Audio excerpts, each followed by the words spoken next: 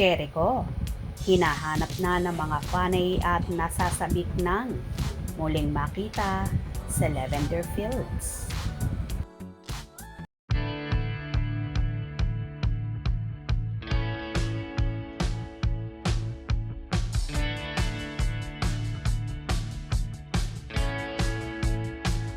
Ilang days nang hindi napapanood si Jericho Rosales sa Lavender Fields.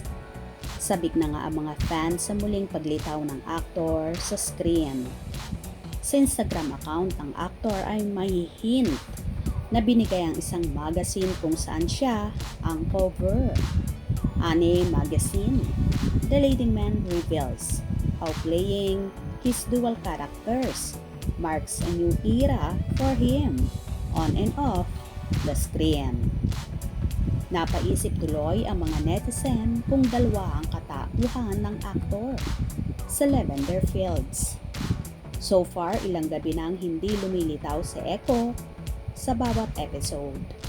Pero naiinip na raw ang fanay sa kanyang pagbabalik. Talagang nasabik ang mga fan ng aktor sa matagal niyang pagkawala sa limelight. Hiling ng mga netizen, sana ipakita na uli ang karakter ni Echo.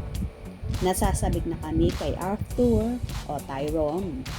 Nabitin kami sa kanya ha.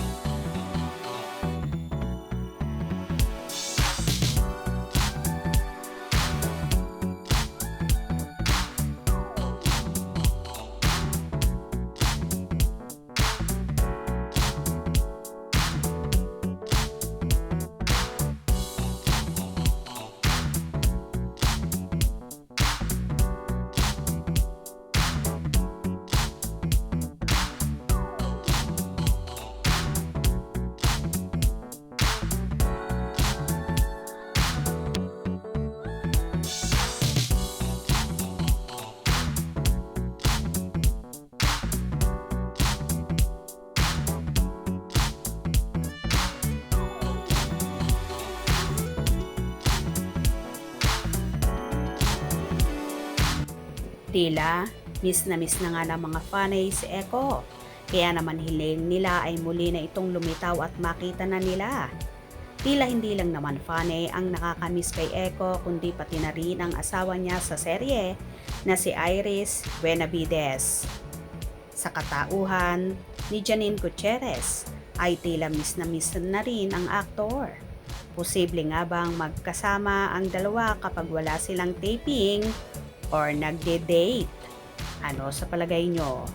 Kayo nang bahalang humusga. Kung nagustuhan nyo ang video na ito, comment down below.